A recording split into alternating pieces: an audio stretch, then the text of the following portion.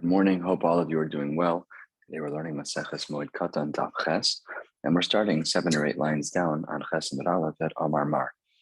Yesterday, we had learned a pasuk that reads Uviyom Heraos Bo Basar Chayitma, a pasuk that speaks about the day in which a Mitzorah shows their nega to a Kohen. And we had made the following drasha. Amar Mar, Yesh Yom Sha'ataroa. There are some days that the Kohen will look at the nega of someone who potentially has tzaraz. Yesh Yom She'yataroa bo. And there are some days that you don't look at the nega, that the Kohen doesn't look. My mashma, where were we able to learn this from in the pasuk? Says the Gemara, Amar Abaye, Im Kain Lichtov Rachmana B'yom. The pasuk only needed to say B'yom Heroes, not Uviyom. And therefore, because there's an extra vav, my Uviyom, Shema Mina, Yesh Yom Sha'ataroa bo, V'yesh Yom She'yataroa bo. When the extra letter vav in the pasuk, the Brisa was able to learn out that there are times that a Kohen would look at a nega, and a time that a Kohen would say, I'm not looking at the nega today. As we saw yesterday, an example of this would be a chasam that he can have is Sheva Yemei Mishta without it being interrupted by tzaras, even though he, technically speaking, might have tzaras. But as we learned, a person can't become a Mitzorah without a Kohen saying, you are a Mitzorah. So he just wouldn't paskin during that time period. So that is the answer of Abaye. Rafa Amar Kula Kroya Serahi. The whole word Uviyom is extra. The Im Kain Lichtov Rachmana Uveheraos. Well, what does that say at all? On the day that you show, just say when you show it to a Kohen. Doesn't have to say Uviyom. And therefore, my Uviyom, the whole word, not just about the whole word is extra. Shmamina, Yesh Yom She'ataroa bo, V'yesh Yom She'yataroa bo. So each of them have established their baseline shita. Abaye learns it from the letter Vav of Uviyom, and Rava learns it from the whole word. Of course, this is going to generate a back and forth, a shakla v'tarya, and the Gemara of how each of them deals with the other person's opinion. Because if you have the word biyom, which is the difference between them, yom is a very important day in halacha, often indicating that something can only be done during the day. So it says the Gemara, Abaye, how does Abaye look at Rava's perspective that the whole word biyom is extra? Hahu mi boile biyom v'lo b'layla? No, the letter vav is extra. That's true. And therefore we can learn that there are some times that a Kohen looks at a nega and sometimes he doesn't. However, the word biyom is needed for teaching us that a Kohen can look at a nega only during the day and not at night. The Rava. But according to Rava, if there is such a din of the Kohen only looking at a nega during the day, biyom v'lo b'layla minale. If the word of biyom, the full word of biyom for Rava is coming to teach us that there are times that a Kohen looks at a nega and times that he doesn't, then where does he learn the din that a Kohen is not allowed to look at a nega during the day? So answers the Gemara, third of the way down, Nafkale milakol maraene hakon. There's another pasuk that speaks about what the Kohen is able to see with his own eyes. And that implies with his own eyes, but not with the assistance of light. The Abaye, if that's true, that pasuk can teach us that a Kohen is only allowed to look at a nega during daylight hours. If that pasuk indicates that, then why didn't Abaye use it? The Abaye, so that Abaye says that pasuk that comes to exclude a Kohen who's blind in one eye, comes to exclude him from being a Kohen in this area. Okay, you should need the same pasuk for the same thing to teach us that a Kohen with one eye is problematic. You're absolutely right. So if that's true, then where does Rava learn day versus night from? That there is a nega that appears to me in the house, directly to my eyes, but not with the assistance of light. What does Abaye say to that limud? If I had learned the idea of Yom versus Laila from a pasuk that speaks about a nega and a bias, then that maybe that's only true for a nega that's not on a person's body, that's a nega on a person's house. Maybe I would have assumed that that had it been that the Kohen was looking at a nega on a person's body, then maybe then The halacha would be different, that afilu the oronami, that a person can be checked by a kohen even at night with the assistance of light, kamash malan, that's not true. So each of them in their own ways, Abaye and Rava, arguing over the nuances of what to make a drasha from where, but nevertheless, the conclusion of the Gemara is the same. We had started off by quoting a part of the Brisa that a kohen at sometimes would look at a nega, and sometimes he would not, and that remains true for both of them. The Mishnah opens up with some strange cases, but as we'll soon see, those strange cases are from a whole point of simcha. We know that there's a mitzvah d'oraisa of simcha on the Chag, and this whole Masechta Moed Kattan is speaking about the smaller Moed, which is Chol HaMoed, and we have to see how some of the activities that one would do would interplay with Chol HaMoed, and in this case, we're going to focus in on the aspects of simcha. The new Mishnah writes, a person is allowed to exhume the bodies of his parents, and move them to a family plot, because that's considered a simcha for him, even though it's Chol HaMoed. What does that mean? It's a simcha? It doesn't sound like a simcha thing. It's very hard to understand to start with. Rabbi Yossi Omer, Avel Hulo, this is a period of mourning for him to do such a thing, to move a family's loved ones from one location of burial to another.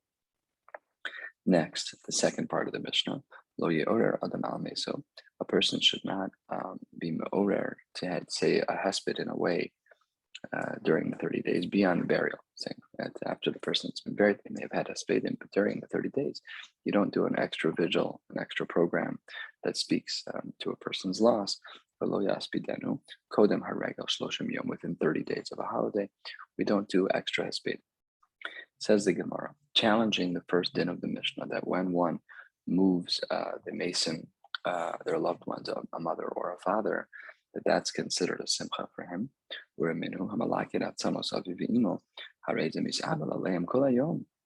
no simcha involved in that. How can the Tanakama be of the opinion that there's some simcha involved? And then the Gemara says, and at night there should be no abelos for them. This is true even if the person is still in their tachrichin. This is a much different painted picture than the Mishnah.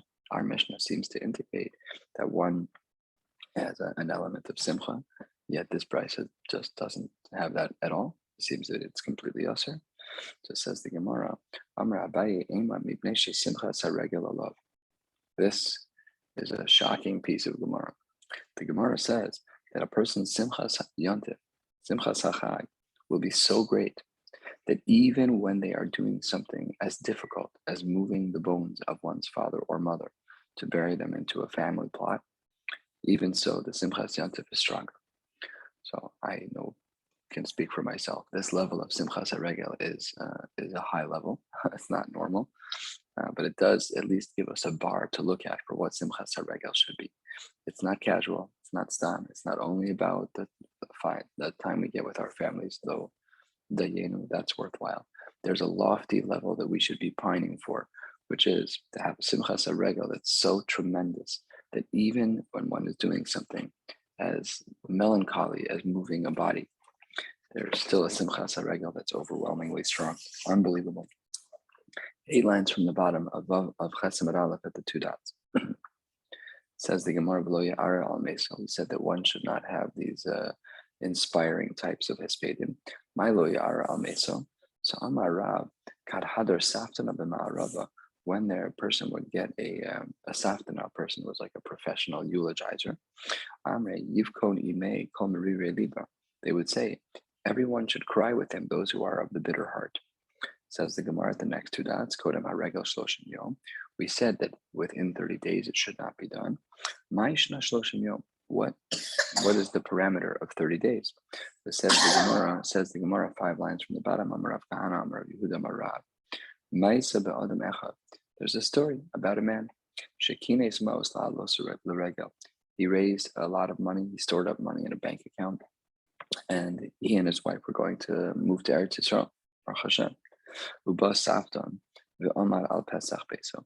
And this very inspiring safton, a person who was very good at his job, and he was speaking about someone who had died, and he evoked some very strong emotions. Untaltan ishto, and she took the money that she had collected, that she and her husband had collected to move to Eretz Yisrael. Unisnasnan lo v'nimnalo v'ala. So she gave the money to the Satan, and then they didn't have any money to go to Eretz Yisrael. At that time, Amr the Chachamim said, "Lo ye'or al meso v'lo yispaden kodam l'regel shloshim." That's not the appropriate time frame to do that, because it could generate the emotions for one who would be focused on Eretz Yisrael to give the money to the Satan. So therefore, we don't do this prior to 30 days prior to a trip. And says the Gemara, that's the Shita of Raf. Or Shmuel Amar, he says the 30 days has to do with something else. Top of Chesam base. What did the 30 days have to do with? Says the Gemara, he says the nafkamina is the fact that for 30 days, a person who is in Avelos can't stop thinking about the mace. Rashi speaks about this as well. Rashi says at the top of the page, Dibur HaMaschil,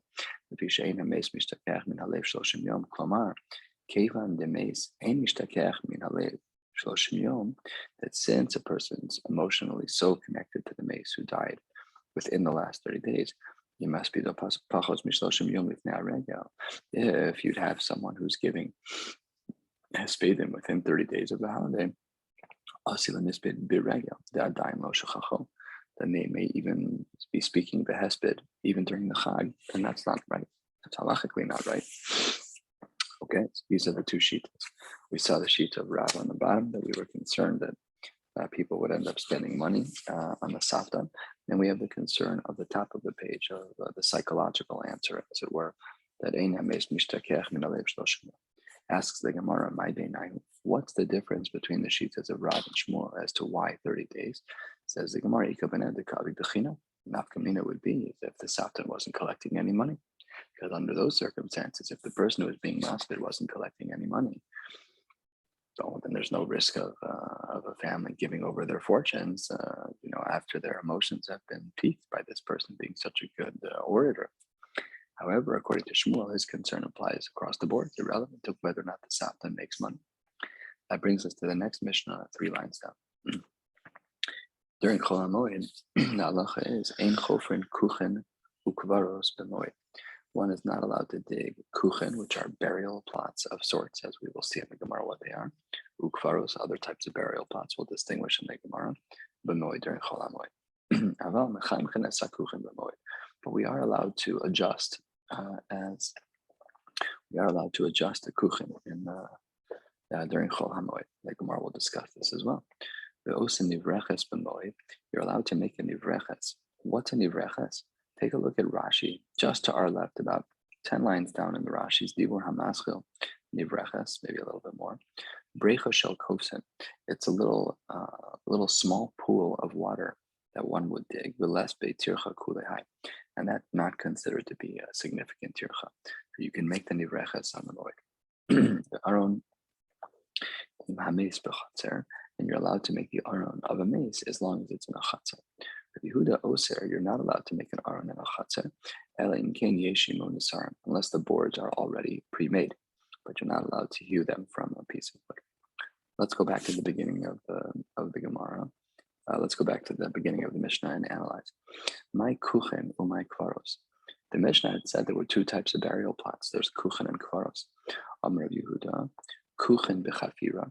Kuchen were these types of catacombs where one would dig basically a tunnel or of sorts underground, and it's a tunnel that you could walk in.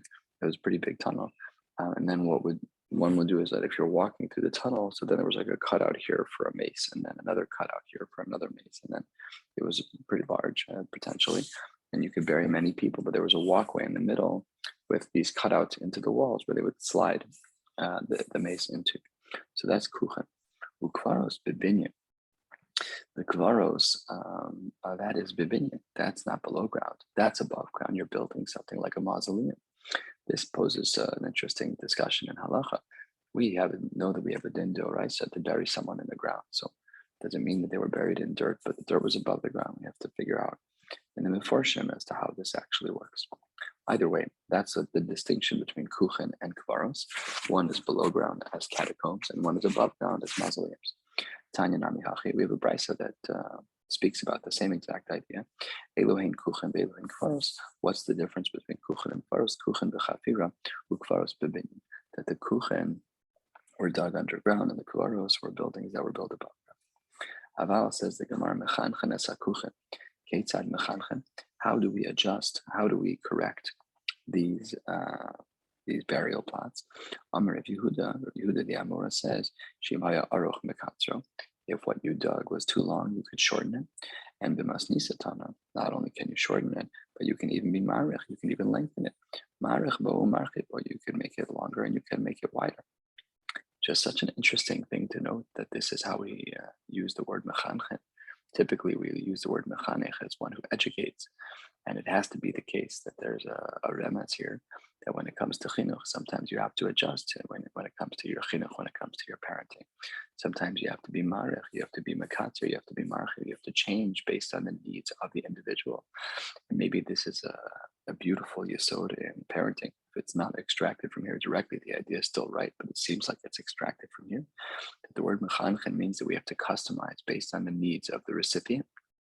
The Gemara says a third of the way down at the two dots, the one's allowed to make these small little pools for laundry. That this is considered to be a bekia, and that's what Rashi had said, that a bekia is this place of small place of laundry. Says the Gemara, Hatanya, a bekia can't be an ivreches because the brisa uses the terminologies in the same brisa. Hatanya hanivreches v'habeki. You can't define ivreches as bekia if they're listed as two separate issues, separate items in a brisa. Says the Gemara, yeah, they are two separate items, but they're two separate items of the same genre. Amar Abaye, the Itemar of Kana, Giha Ubar Giha. It's one pit, and then a smaller pit, but they're connected. So this was how they used to do laundry. That's how they speak about laundry at a later point, because we don't do laundry during Chol Hamoed. Says the Gemara, the two dots of Aron in Hameis b'chatzer. We said that one is allowed to make an Aron in their chatzer. Taninu lahad Tanu Rabbanan. We've learned this in a brayso already, that osin kol tzarchei hameis, that as it relates to a mace and Chol Hamoed, one is allowed to do anything that's necessary. Goes is in lo saro, his hairs can be cut. Umechabs in lo ksuso, and we wash his clothes. And you can make him an aron made from boards that were already made from before Yom Tov.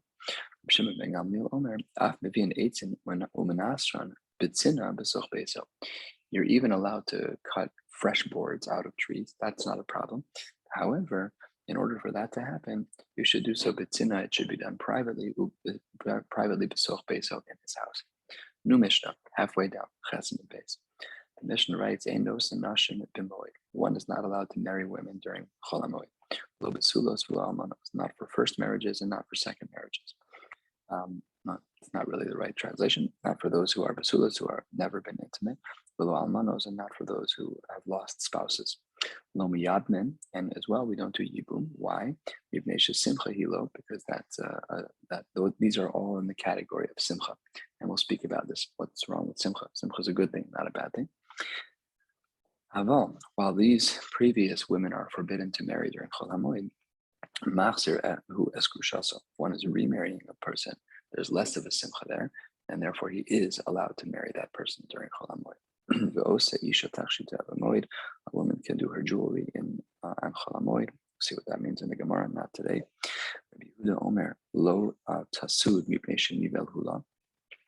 One is not allowed to put on this type of cream that would help to remove hair from the body, some type of waxing of sorts, like they had back in the day. Because it was somewhat menuvel, somewhat disgusting. Rashi here highlights right on the left the fourth line in this new section of Mishnah is about 3/4 of the way down in Rashi's. Rashi says, "Lo tasud b'sid." You cannot put on this type of lime on your skin. That's really very painful to remove the hair. Fine. Says the Gemara, seemingly in a different halachic aspect. The Mishnah concludes, "Ahed yotofer kedarko." If you have someone who knows how to sew, but like very basic, maybe you could put on a button. something simple. So then tofer kedarko, you're allowed to stitch those kedarko without any shinuyim. However, if you're a person who's a real expert when it comes to being a seamstress or a tailor, they have to be machlib. To be machlib is to make a different type of knot. It's to change the stitching pattern. Misargin and samitos, one has to change over the beds. Rabbi Yossi Omer,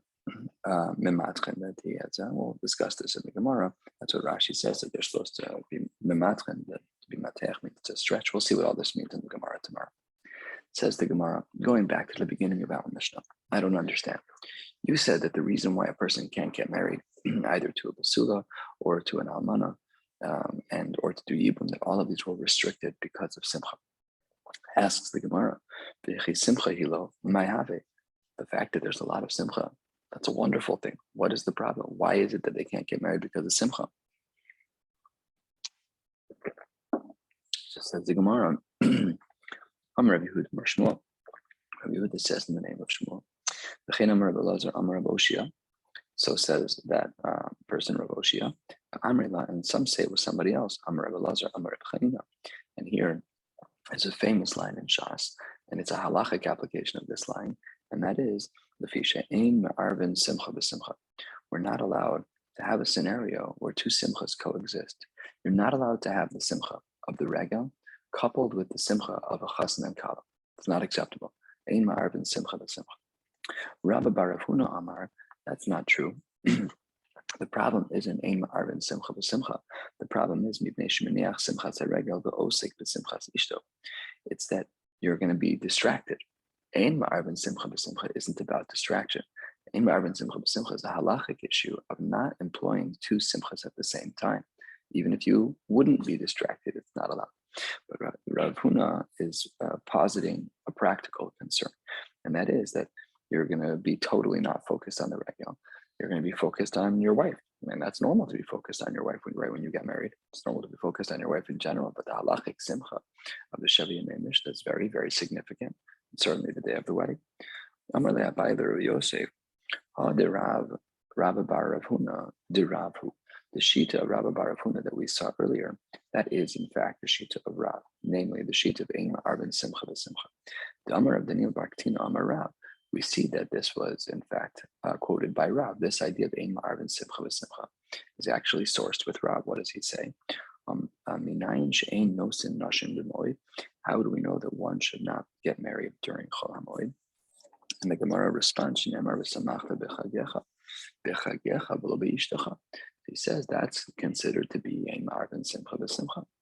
Ula Amar, Ula gives another reason. Ula says the reason you can't get married in Chol HaMoed is mipnei hatorach, because it's tircha. It's a lot of work to get married. Maybe not in its most basic forms, but the nice of the way people do weddings. So that's not right. One should make sure that they're focused on the regel and that they're not going to be involved in something that has tircha. So getting married is not allowed. The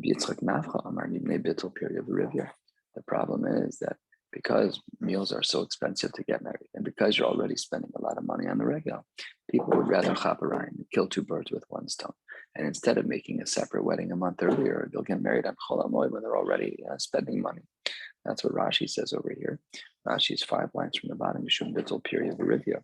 The sharum nisun b'yom tov.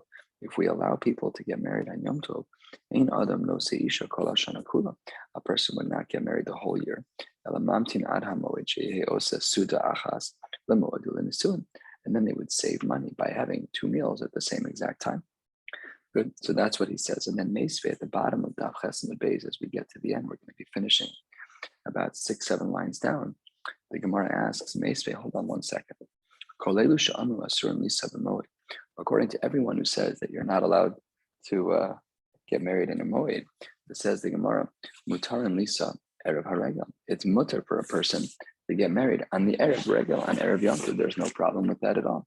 It says the Gemara kasha lekulu. This goes against all of the reasons, and therefore one should be able to get married on erev haregel. It says the Gemara lo kasha. That's not true. This isn't a question for all of the people. Okay, how is it not a problem for everyone? According to the one who says the concern is simcha, Ikar Simcha Chad Yoma. I could distinguish and say that the Ikar Simcha of getting married is only one day, and that would be Erev Yom Tov. The Manda Amar Mishum Tircha, according to the one who says that there's a Tircha, Ikar Tircha Chad Yoma. The main headache of getting married only takes approximately one day. And after that, that's the Ikar Tircha. And the Manda Amar Mishum Bittul period of Arivia, according to the one who says that there's a Bittul period of Arivia, that people might wait to get married and therefore be Mavatal the mitzvah of Pru or Vu. So then, I'll say good morning to my son. So then, according to those who have a concern about the Bittul period of Arivia, but let's say in theory a person could have gotten married earlier, but now they're not going to. They're going to wait until Chol Moed. So then, L'chad Yoma lo mashin ish nafshin. Not the whole God's world is going to wait for Erev Yom Tov to get married, and therefore it is not a concern. This does raise a very important conversation about the halachas of the period of Arivia, and that is that when is one allowed to use birth control? This is a big shaila in the poskim, and the basic punchline that we need to start with is that Pru or Vu is a mitzvah saseh shel Torah, no different than tefillin, no different than lulav and esrog. And in order for a person to take birth control to avoid getting pregnant, that's a real shaila in poskim that requires one to have a proper heter. The dogma, we know that a person is obligated to wear tefillin every day, but if they're going to not wear tefillin, then the poskim say that they have to have an extreme headache, an extreme stomach. You need a heterim, you need a heter mamish. It's not stam to just say I'm not interested and to utilize birth control. All of these are shilas and poskim. The starting point is that one should not be using birth control unless otherwise noted. And then there are plenty of times that there are heterim. Certainly the social emotional side plays a very big role in this area. So just as an important area that one should speak to poskim chashuvim about this area of birth control to make sure that they fulfill the mitzvah properly. We'll stop right here and we'll pick up on Daf Test tomorrow. Wishing you all a beautiful day.